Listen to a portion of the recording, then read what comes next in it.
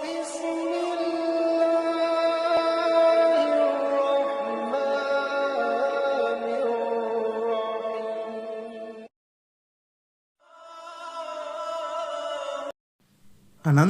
కరుణామయుడు అపార కృపాశీలుడు అయిన అల్లాహ్ పేరుతో ప్రారంభిస్తున్నాను.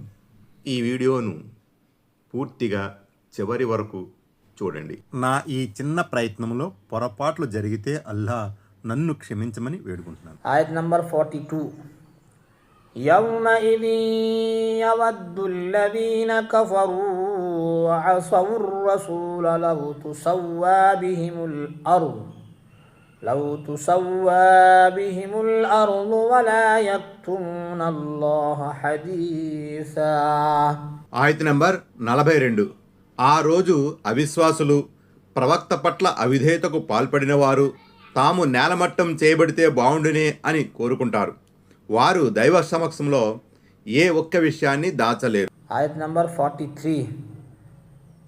యా అయ్యుహల్లదీన ఆమనూ లా తక్రబుస్ సలాత వ అంతుమ్ సుకారా హత్తా తఅలమూ మా తఖూలూన్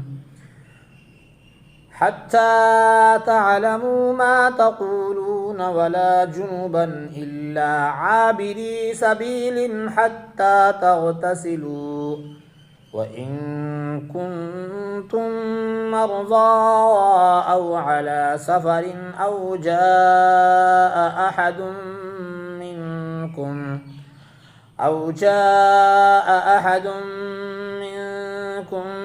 من الغائط أو لامستم النساء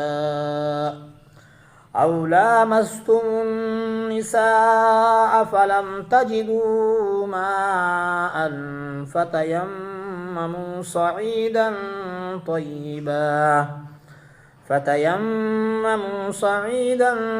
طيبا فامسحوا بوجوهكم وأيديكم إن الله كان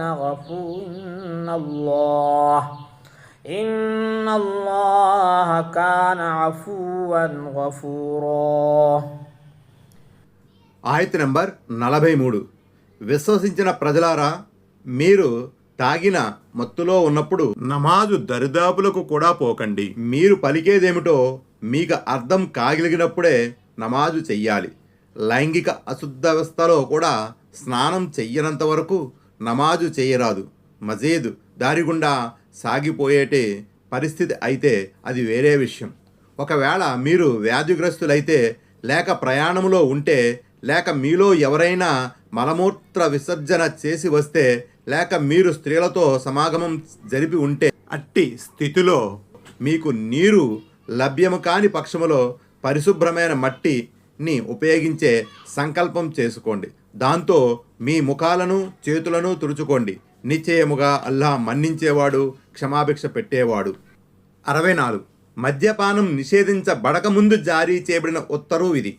అసలేం జరిగిందంటే, ఒక విందు భోజనంలో తప్ప తాగిన తరువాత నమాజు కోసం నిలబడినప్పుడు సారా మత్తులో మునిగి ఉన్న ఇమాం ఖురాన్ వచనాలు తప్పుగా పఠించారు.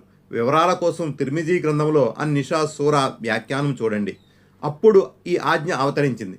ఇక నుంచి తాగిన మైకంలో నమాజు చేయరాదని స్పష్టంగా చెప్పబడింది. అంటే అప్పట్లో కేవలం నమాజు వేళల్లో మాత్రమే మద్యపానానికి దూరంగా ఉండమని ఆదేశించబడిందన్నమాట. ఆ తర్వాత కొంతకాలానికి మద్యపానం పూర్తిగా నిషేధించబడింది. 65. అపరిశుద్ధ స్థితిలో కూడా నమాజు చెయ్యకూడదు. ఎందుకంటే నమాజు కోసం మనిషి పరిశుద్ధంగా ఉండడం అవసరము. 66. అంటే ప్రయాణంలో ఉన్నప్పుడు నీరు లభించకపోతే అశుద్ధ వ్యవస్థలోనే నమాజు చేయండి అని దీని భావం ఎంత మాత్రమూ కాదు. అత్యధిక మంది విద్వాంసుల దృష్టిలో దీని భావం ఏమిటంటే, అపరిశుద్ధ వ్యవస్థలో మీరు మసీదులో కూర్చోరాదు, కానీ మసీదు గుండా సాగిపోక తప్పని పరిస్థితి ఎదురైతే అది వేరే విషయం. అలా వెళ్ళవచ్చు. ఆనాడు మదీనాలో కొంతమంది ప్రవక్త ప్రియ సహచరులు రజల్లాహు తఆలా అన్హులు తమ ఇళ్లకు రాకపోకలు సాగించాలంటే మసీదే నబవీ గుండా వెళ్ళవలసి వచ్చేది. వారి సౌకర్యార్థమే ఈ రాయితీ ఇవ్వబడింది. తఫ్సీర్ ఇబ్నే కసీర్. పోతే ప్రయాణికుని గురించి ముందు రాబోతున్నది. 67. ఒకటి, ఉజూ కోసం నీరు ఉపయోగించడం వల్ల హాని కలుగుతుందనే లేక వ్యాధి ముదురుతుందనే భయం ఉన్న రోగగ్రస్తులు. 2, ప్రయాణికులు. సుదీర్ఘ ప్రయాణంలో ఉన్నవారైనా చిన్నపాటి ప్రయాణంలో ఉన్నవారైనా వారు ప్రయాణికులుగానే భావించబడతారు. వారికి కనుక నీరు లభ్యం కాకపోతే తయమ్మం చేసుకునేందుకు అనుమతి ఉంది. నీరు లభ్యం కానప్పుడు స్థానిక వ్యక్తికి కూడా ఈ మేరకు అనుమతి ఉందనుకోండి. కానీ వ్యాధిగ్రస్తునికి ప్రయాణికునికి సాధారణంగా తయమ్మం అవసరం ఎక్కువగా ఏర్పడుతుంది. అందుకని ప్రత్యేకంగా ఈ అనుమతి ఇవ్వబడింది. 3, కాలకృత్యాలు తీర్చుకుని వచ్చినవారు. 4, భార్యతో రతిలో పాల్గొన్నవారు. వారు కూడా నీరు లభ్యం కాని పక్షంలో తయమ్మం చేసి నమాజు చేయవచ్చు. తయమ్మం చేసే పద్ధతి ఇది. ఒకసారి 2 చేతుల్ని పరిశుభ్రమైన మట్టిపై కొట్టి మణికట్టు వరకు 2 చేతుల్ని తుడుచుకోవాలి. మోచేతుల వరకు అక్కర్లేదు. తరువాత 2 చేతుల్ని ముఖానికి తుడుచుకోవాలి. మహనీయ ముహమ్మద్ సల్లల్లాహు అలైహి వసల్లం వారి తయమ్మం గురించి విశదీకరిస్తూ 2 అరచేతులను ముఖాన్ని తుడుచుకోవడానికి ఒక్కసారి మట్టితో కొడితే సరిపోతుంది అని అన్నారు. ముస్నద్ అహ్మద్. సయీదన్ తయ్యిబన్ అంటే పరిశుభ్రమైన మట్టి అని అర్థం. కొంతమంది తలపోస్తున్నట్లు భూమిలో నుంచి లభించే ప్రతీదీ ఇందులోకి రాదు. హదీస్ ద్వారా ఈ విషయం మరింత స్పష్టంగా బోధించబడింది. మనకు నీరు లభ్యం కానప్పుడు భూమిలోని మట్టి మన పరిశుద్ధకు సాధనంగా చేయబడింది. సహీ ముస్లిం కితాబుల్ మసాజిద్. Ayat number 44.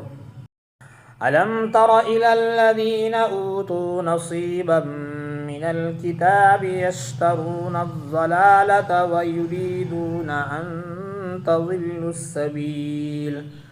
ఆయత్ నంబర్ 44. గ్రంథంలో కొంత భాగం ఇవ్వబడిన వారిని మీరు చూడలేదా? వారు మార్గభ్రష్టతను కొని తెచ్చుకుంటారు. మీరు కూడా మార్గం తప్పాలన్నది వారి ఉద్దేశం. Ayat number 45. والله أعلم بأعدائكم وكفى بالله وليا وكفى بالله نصيرا. ఆయత్ నంబర్ 45. మీ శత్రువుల గురించి అల్లాహ్ బాగా ఎరిగినవాడు. మీకు మిత్రుడిగా అల్లాహ్ చాలు. మీకు సహాయకుడిగా కూడా అల్లాహ్ చాలు.